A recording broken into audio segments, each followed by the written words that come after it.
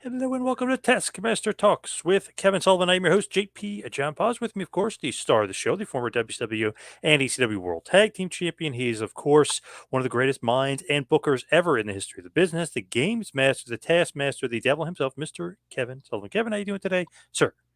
Excellent, JP. How are how are you doing, my man? Good to I'm get that.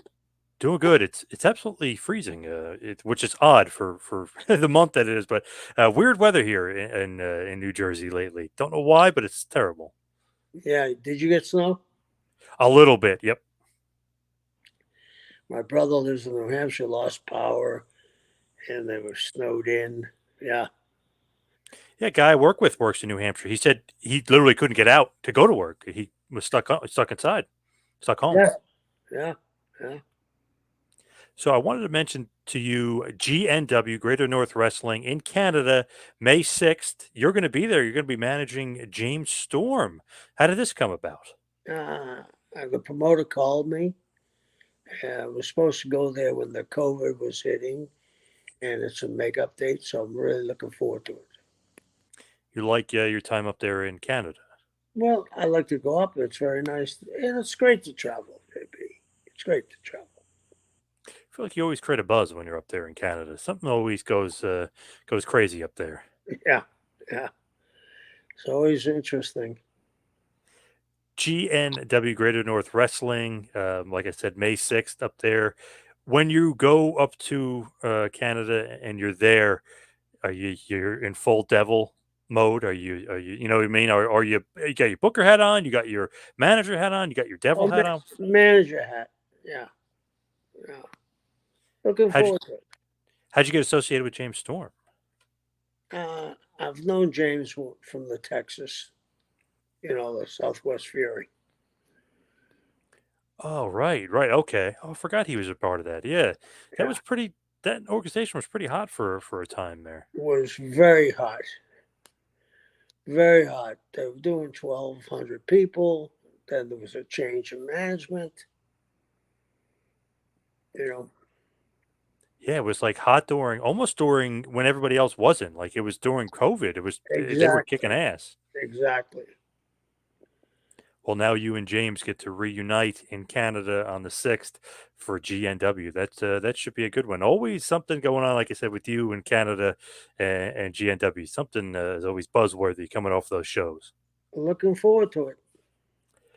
So, as far as the topic at hand today, what we wanted to talk about, we wanted to talk about the man that just passed away, absolute legend in the business, Mr. Jerry Jarrett, owner, promoter, booker. I mean, he's done it all. He's seen it all. He, of course, was a wrestler himself. His son, Jeff, became a very famous wrestler. When did you first meet Mr. Jerry Jarrett? I first met Jerry probably in 1972 when he came to Florida. I had just come in, and it might have been later, it might have been 73, but I think it was 72 when he came in to wrestle. And he was going to wrestle for a couple of weeks in Florida. What did you think about him when you first met him? I mean, casual meetings, at the time, didn't ride with them, saw him in the dressing room, but he was only in for a couple of weeks. And then later on, when I went, and no, I got to rephrase that. I had met him in Nashville in 71, and Yes. he was just working in the office at the time. And after that, I met him when he was wrestling in Florida. Came up for a couple of weeks. Yeah. I don't know if you're going to remember this or not, but I was looking it up before we did this, and there was an NWA World Tag Team Championship match from NWA Mid America Mid South Coliseum in Memphis on 10/18/1971. You and Jerry teamed together and lost to the guys known as the Interns. I don't know if you remember that or not. I do remember now that you mentioned it. Yeah. It was one, he was first starting. Yeah. Yeah. That's crazy, like to go all the way back, and you're like thinking, like when did I meet him? Where did he go? And then it's like, holy crap, you guys actually, because I didn't realize it until I looked it up, but you guys actually were a team or teamed together, albeit briefly, in NWA Mid America. Right. I think it was one shot. Man, crazy just to think it and to look back. I know at those days and who was running things. So was that Nick Goulas era? Was that Nick Goulas and Roy Welsh era? Who was running NWA Mid America at that point? That was Nick and Roy together. They've been together since 48 or 45. So, yeah. What did you think about working for Goulas? Everybody said how bad a payoff guy he was. He treated me very well, very well. I got paid. So, I mean, the trips were long, but other than that, it drew pretty well too. It really drew well. Yeah, that show that you guys were on together. I mean, obviously, you guys weren't like a main part of the card. You're early on in the card, but still, I mean, you're selling 10,000 people at the Mid South Coliseum there at Memphis. So, I mean, that's a pretty good house. Yes, it is. What did you think of Goulas and Jerry Jarrett's relationship? Because obviously he leaves that territory. And was it contentious? Did they not get along? Like you said, was he maybe he didn't pay Jerry fairly? Like, what did you think about Jerry wanting to leave Goulas and leave that area and basically start CWA and start his own promotion? Here's what happened. That's the first time the NWA went ever against an NWA member. When Jerry broke away from Nick, Nick was the NWA member. The NWA brought some talent into Memphis. Me and Mike wrestled as world tag team champions up there. The Rock and Roll were there. Holly Race was the champion. I think Dusty was on the card. The Briscoes were on the card. I mean, they loaded that card up.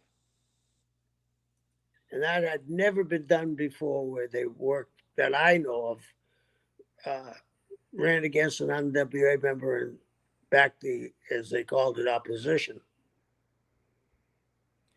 Why did they do that? What happened? I mean, was it something more underlining? Like, what was going on there? Yeah, they saw that Nick and Roy were in the past and that Jerry was the future.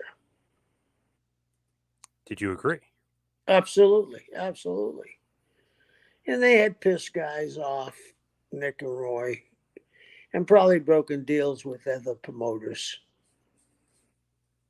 When you look at it, obviously, Jerry is a wrestler, but he's also got that promoter hat on. Like, did you look at him and say, I don't know if he's going to be, a long term full time wrestler? He's got other aspirations, or that when you looked at him, did you think like, oh man, this guy's like he could be the boss rather than one of the talents? I knew that he was going to be the boss at some point. What kind of led you to that, or what did you think about his personality that made you think that? He was business, complete business. But he understood the wrestling business. Think about this: when Vince might have gone to the can Hmm. during the steroid scandal, he was going to give Jerry that position to run the company. Yep. You don't do that if you're not sure about a guy.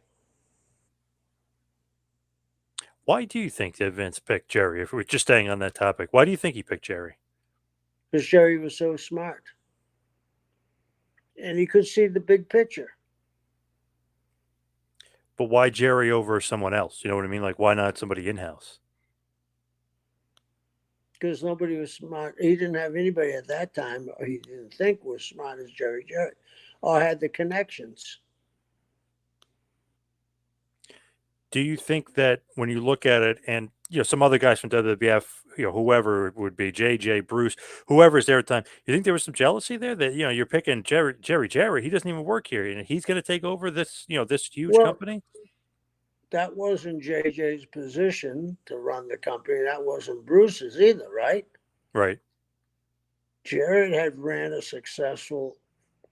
very successful company for quite a long time. Did you think when like that was going on, did you think Vince was really going to jail? I wasn't sure. I knew they spent a lot of money, and usually, the government wins on these type of things. Yeah, I mean, oof, and That was a huge case, and obviously, he had the remember the neck brace? He wore the neck Yeah, brace to court yeah, and everything. So he yeah, was nervous. He definitely, he was up to anything to try to get out of there. But hey, he's got Jerry McDivitt, the greatest lawyer of all time, on his side. So he was able to, you know, beat the government. yeah, yeah. And that's a hard thing to do. A lot of trust between Vince and Jerry, if you look at it, or and a lot of respect that, hey, I may lose my company, but I'm going to bring in this outsider who may be the only guy that can kind of fill my shoes in the CEO role and kind of run things. And he was really the only successful territory guy left. Everyone else had failed and moved on, and everything else. I mean, Jerry still had a territory. He was still kind of a feeder, so to speak, for Vince. So he was, the last of the Mohicans. Yeah, he was the last territory, right? Yep. So looking at that, it's almost like, wow, imagine what would have happened. Do you think WWF goes up, goes down, maintains, or what do you think if Jerry's there instead of Vince? I think Jerry could have kept it going, but there would have been things we probably never would have saw this. I don't think we would have saw Austin get as big as he did because there would have been no Austin McMahon. Yeah, that's true. Very true. Would have been, wow, what an interesting time if he had gone to jail and they bring in quote unquote an outsider guy and they bring him in and he's running WWF. I mean, oof, crazy with all the politics and everything else going on behind the scenes. It would have been crazy to see. Yeah, but we probably would have seen an Austin and Lawler feud. Oh, that would have been nice. Yeah. Yeah. When you look at CWA, when he starts CWA, he's still wrestling a little bit, but obviously, he takes it back. When they formed and they start, what did you think? Like, did you think this is going to be successful? What did you think of CWA with Jerry Jarrett and Jerry Lawler? When they were, I knew they could exist, but they couldn't compete. They're down to a very small region, Memphis and Dallas, right? Hmm. You can't compete against an international powerhouse. When you look at it, do you like his background in the business? Meaning that his mother, Christine Jarrett, aka Teeny, she was in the business. She worked for Goulish. She worked for Welsh. She actually kind of branched off and basically was promoting her own shows. Really, a part of the territory, but really had her own show and her own programs that she was running a part of the territory. Do you think that was really key for Jerry and helping his maturation process in the business? I'm sure it helped. If might not have been key, but it certainly helped them. And she was well respected in the wrestling business. What do you think about Teeny? Plus, she's a nice lady. Did you know her very well or not really? Yeah, I used to see her up in Louisville and Lexington. I worked in most every week, so I would see her up there. She was very nice. He really kind of learns the business kind of from her, really from the going to those shows because he'll be selling programs, he'll become a referee. As he starts getting older and older, he becomes more of a fixture, a part of the business, and starts learning. Do you think that's kind of key for a guy to really have long term success? Is to kind of learn the business from the ground up? Yeah, I think so. It's important. So they gave him a great background. Think that helped him in the long run? Like you're saying, he was always business minded. Maybe because he saw the behind the scenes when he was so young, he's kind of always had that promoter hat on. Yeah, I think so. He had always done things besides wrestle, learned the inside of the business, and became a businessman. Whenever we think of Jerry, we kind of always think of Tojo Yamamoto as well. Did you know Tojo very well? Did you wrestle him? Or are you familiar with Tojo? Yes, I didn't wrestle him because he was a baby face when I got there, and I was a baby face. Uh, he taught Jarrett a lot. They obviously were a good tag team for a while. I mean, they were Mid America tag team champions, Southern tag team champions. I mean, they won a bunch of belts together and kind of go hand in hand a bit. Was Tojo a big part of the behind the scenes or not as much? not behind the scenes, but he was a confidant of Jerry's. Seem like obviously, they're the inaugural tag team champs for CWA together. It just seems like everybody always kind of puts those two together, not necessarily as a behind the scenes team like Jerry and Jerry Lawler, but in front of the cameras. I feel like Tojo and Jerry Jarrett always kind of go hand in hand. A lot of people know them very well. Yeah, yeah, they're part of the Nashville office, and the big stars that Nashville had at the time. What do you think was the key? I know we're saying it's kind of a niche, but it was a successful territory. So many guys come in and out. What do you think it was about Jerry that he was so good at spotting talent and kind of bringing guys in and developing a lot of good talent? It wasn't just that he brought guys in; they would take anybody just about because their territory was so large. I mean, they were in Tennessee, Alabama, Mississippi, Arkansas, uh, part of Illinois, part of West Virginia. Uh, they actually had Jimmy Golden. His dad had a territory within the territory. He had Anniston, Alabama, was a territory. So I mean, they had different ends. John Kazana had another territory within the territory, East Tennessee. So I mean, it reached everywhere. I mean, they had at one time, I bet you they had 50 or 60 wrestlers in the territory. They had about 6 to 7 towns a night running. Man, if you just look back at some of those guys, I know some of them are very young, but Hogan, Ventura, Savage, obviously Lawler, Bam Bam Bigelow, Tommy Rich, Austin Idol. I mean, there's so many awesome guys that came from that Memphis area, and obviously blossomed other places. But man, what a roster they were able to put forth through all the years. Yeah, they did it well too.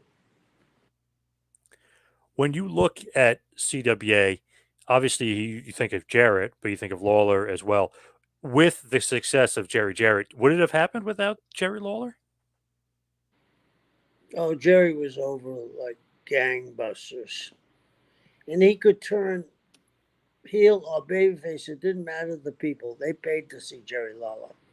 An amazing run he had in one little place. Amazing.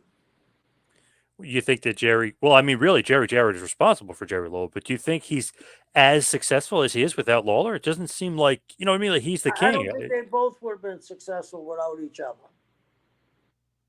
It's almost like a miniature version of Hogan and Vince. You know what I mean? They kind of need each Right, other. right, absolutely. So CWA, did you work there often? I know you did, but did you work in the Memphis territory a lot? I I went I went back later and worked with Lawler from Atlanta when I was a heel. So I was there quite a bit, yeah, for a couple of probably 3 months straight. Do you remember who like you feuded with mainly? Like, was it Stevie Kern? What was it? Jerry himself? Do you remember who you wrestled most? Jerry himself, Steve Kern, Dundee. That me and Honky were tag team partners against Dundee and Lawler. Yeah, What did you think about the territory? Because so many people were saying, like, when you look at Memphis, they're known as being like wild, crazy. You know what I mean? Like, you never know what's going to happen. Almost like ECW before ECW, but to a much lesser scale. But everyone always says, like, what a wacky territory, wacky gimmicks, crazy, crazy times at Memphis. What's your overall thought of the CWA Memphis territory when you were there? it was something for everybody, but it was sort of not sort of. It was geared to Southern mentality. If you had a guy with a New York accent, he would probably draw money. Do you know what I mean? They Yep. made us against them, and blonde wrestlers drew money. but they knew their territory, and that's what you need to know. They knew how to run their territory because they knew the heartbeat of it. Wayne Ferris, a good partner of yours then, obviously pre-Honky Tonk Man. What'd you think about Honky? Enjoyed him. Enjoyed him. A great guy. I loved him. When that territory, is obviously going on, there's so many other guys coming in and out. Eventually, they'll create the Kamala gimmick. I mean, they'll do some off the wall stuff. Did you sometimes like laugh at some of the stuff? Like, oh, come Yeah. on, like some of this stuff is crazy. Not, I mean, Kamala's an awesome gimmick, but some of the other stuff they came up with is pretty silly over the years. Yeah. Yeah. Some of the style I wasn't big on either because I came from a wrestling territory, but I forgot to realize this is how the people were educated. What style? You mean like hardcore style and weapons and stuff? Uh, no, they did some cartoon stuff that I Hmm. wasn't big on. Did you like the brawling style of Memphis? Yeah, I did. When you look at Jerry and what he's able to do, he makes a pretty good relationship with Bill Watts through the years, kind of a bit of a talent exchange. Do you think that's needed for the territories, like to kind of keep them going and keep them thriving? Because, you'll have a guy come in, pop the territory, he can leave. It keeps guys fresh, right? Yeah, yeah. And you got to realize there wasn't a guy seen on national TV for, I would say that the national TV went off for at least 12, 14 years, right? So if you saw a guy in California, you didn't see him from Chicago that went all over the United States. You know what I mean? So he was fresh everywhere he went. Yeah, pretty much. Yeah. Because when you look at Mid South, their really infusion came when Dundee becomes the booker over there. Obviously, part of the talent exchange. Jerry gives him Dundee, but he also gives him, the Midnights, the Rock and Roll Express. It's like that infusion of talent from Jerry Jarrett, his thought process really, and then obviously Watts takes them and brings them in. That's what kind of helped Mid South and kind of put them in a hot period, really a very hot period for them. Dundee as Booker and the small guys from Memphis dominating. Yeah, yeah, Jerry, pretty damn savvy, right? Pretty smart business guy. Him and Watts get along. It just seems like two completely different personalities if you look at it. yeah. They got along very well. Obviously, you pointed out they traded talent, and that was Watts's biggest run, right? Yep. So, and it was probably Jerry's big run too. I'm guessing you probably got along better with Jerry Jarrett than Watts. Me, Yeah. I got along with Bill, but he wanted me to go in his territory, but I wouldn't do it. Why not? I didn't want to drive 3,500 miles a week. Yeah, torturous. That territory was huge, and the drives were long. Yeah, definitely a Yeah, torturous territory. A lot of guys complain about that. Yeah. and there was no interstate. You know, you were in back roads. Nah, that wasn't for me. Jerry brings in Andy Kaufman, obviously in 1982. That was a huge thing, huge story. It's awesome going back and watching that stuff. They're still doing documentaries on it. Vice TV still talking about it. Do you think that was kind of the not the high point, but that was something that everybody was talking about? I mean, they're on David Letterman. Was that the high point though, really, for him as a booker and a promoter, like Andy Kaufman, Jerry Lawler in that feud? I'll tell you a story. Kaufman went to Vince Sr. first. Vince Sr. turned him down. Then he ended up in Atlanta. I was there when he came to the Omni and talked to Jim Barnett. Jim didn't want anything to do with him. Then when he went to Memphis, they were smart enough to see they could make a lot of money. Yeah, it was a high point. They do a movie in the movie about Jim Carrey. It's the high point of the movie, right? Yeah, Man on the Moon. Yeah. Yeah, high point of David Letterman's career. He mentioned it on his last show that Andy was one of his favorite guests. That was one of his favorite moments, the slap heard around the world. It's just crazy to think that Vince Senior didn't want a part of that. You know what I mean? Like that he turned that down. It just looks foolish looking back. Vince Hey, Jr. would have done it. here's what happened. Did you ever know the famous book Requiem for a Heavyweight? No. Mm-mm. It's basically based on Primo Carnera. You know who Primo Carnera was? Yep. You know, the heavyweight champion of boxing, heavyweight champion of the world, where Yep. his Heard of fights him. Yep. set up. He was about 6'9". Well, after boxing, he got into wrestling. And Requiem for a Heavyweight is basically his story, but they use different names.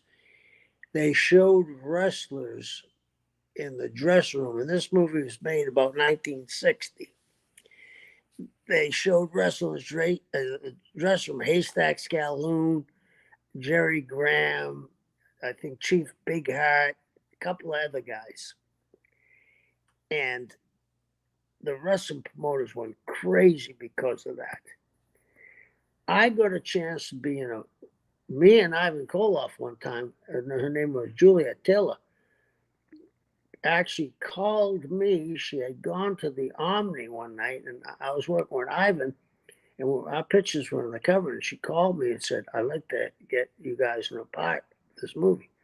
I went to Barnett, and he said, "Absolutely not. We don't want wrestlers in any movies." So Jerry was smart enough to see how this would open up. That's why I said about Jerry being such a smart guy. He saw the future, and Lawler did too. Yeah, you need some of that celebrity dust. Yeah, Need some of that rub. It definitely helps in the mainstream and get you those casual fans that you need. yeah, yeah. With him, meaning Jerry and Vern Gagne, supposedly there had been talks of him buying the AWA or maybe merging them together. I know that they would all kind of work together and do some shows together. Did Vern just not want to play ball, not want to be a part? Like, what was the issue with Vern really not want to be, part of the merger? And really, even though they're doing shows together, Jerry really merges with World Class instead with Fritz. I don't have an idea there. I'm just assuming Vince wanted to keep his own ball game.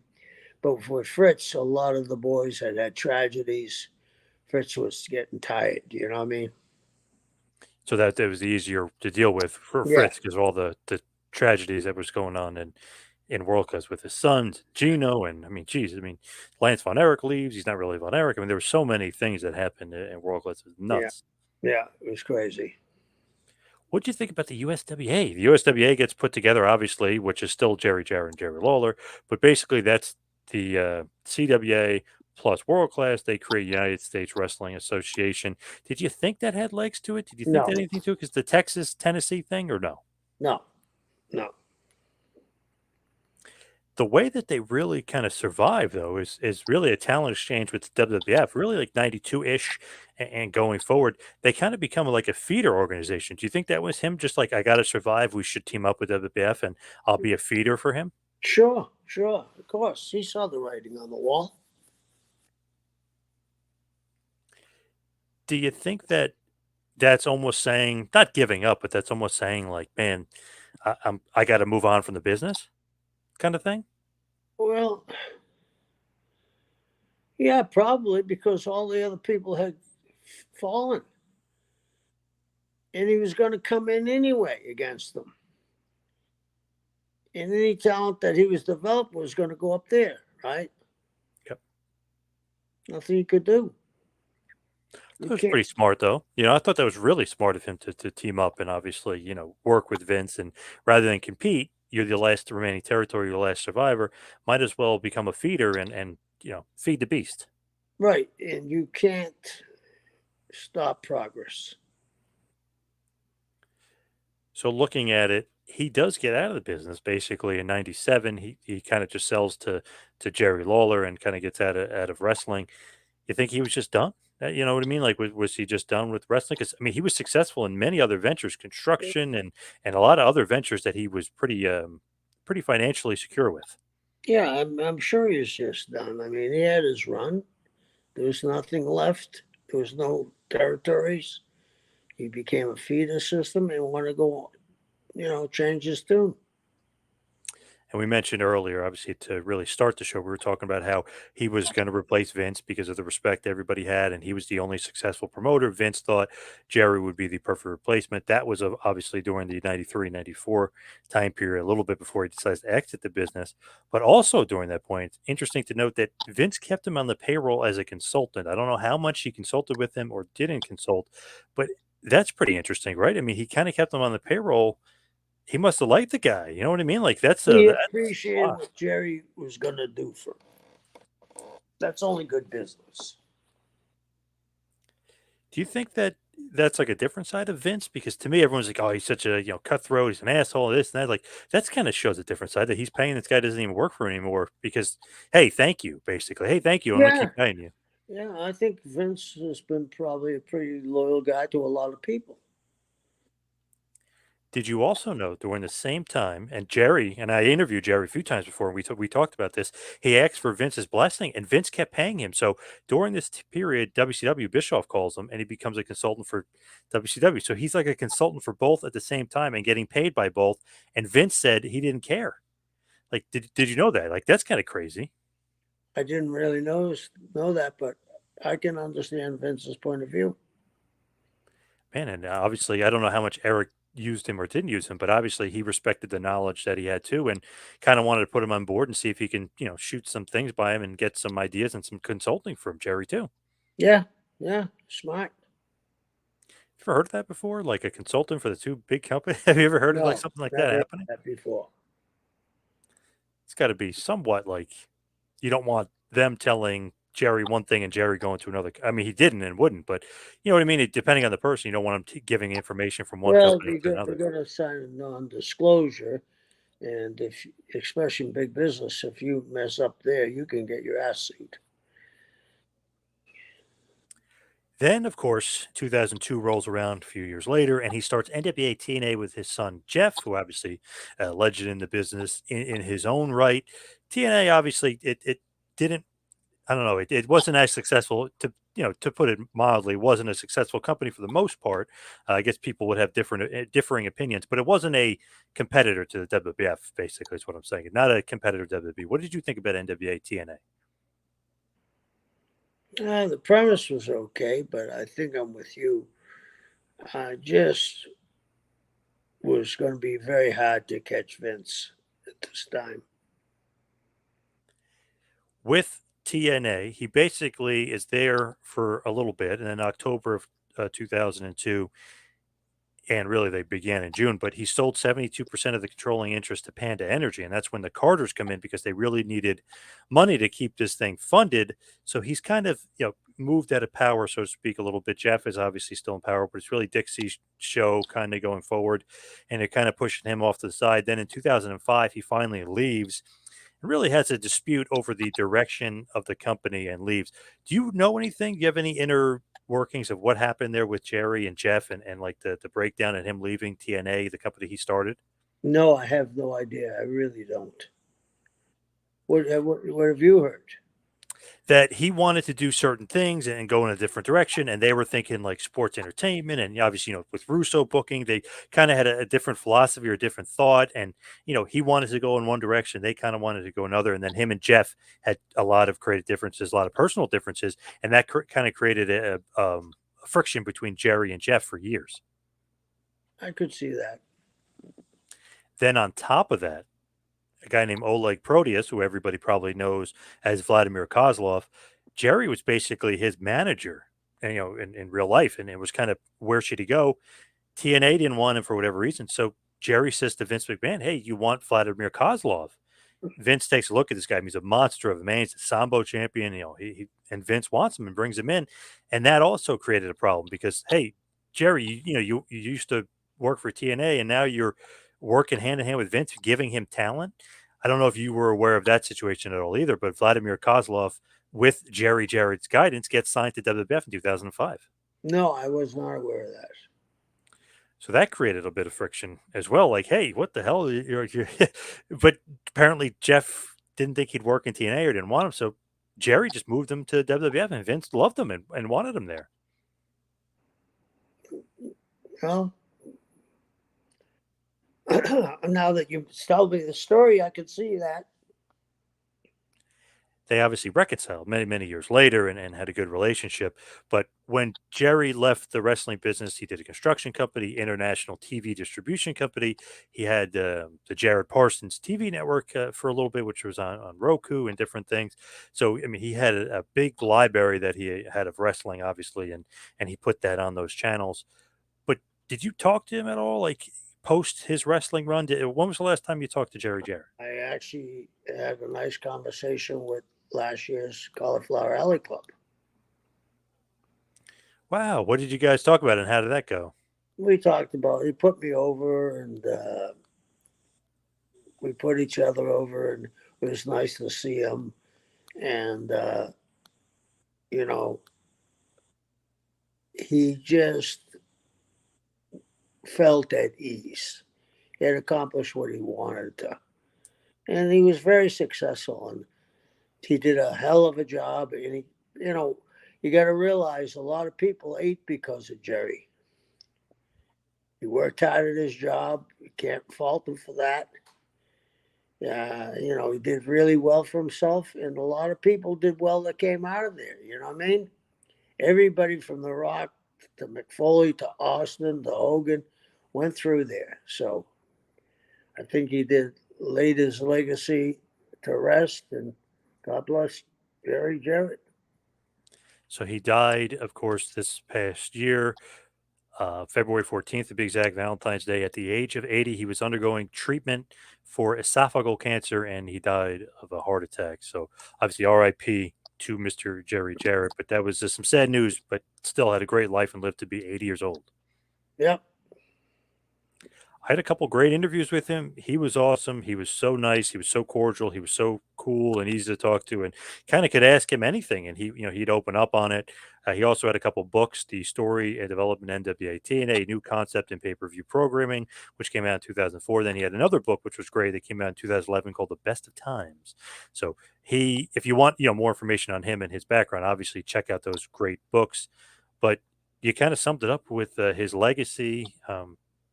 He's been in the business. His mother was in the business. Eddie Marlin, who's his father-in-law, obviously was in the business. His son's in the business. Man, it's just he's one of those guys you think about, and an innovator, one of the most prominent wrestling figures of all time, whether it be a promoter, an owner, whatever you want to say. Definitely a key figure in wrestling. Who knows where it would have been without Jerry Jarrett? Exactly. Right, so let's hit the plugs. You follow me on Twitter and Instagram at Two Man Power Trip. Check out the website, tmptempire.com. You can follow Kevin on Instagram at Taskmaster Talks. Kevin, what else you got going on? I'm going to be in Nashville this weekend signing autographs at the fairgrounds. So come by and see me. And I'll be seeing you soon, JP, right? Yes, hell yeah, definitely. Thank you, everybody out there, for listening. We'll be right back next week for some Taskmaster Talks with Kevin Sullivan. We'll see you next week, folks.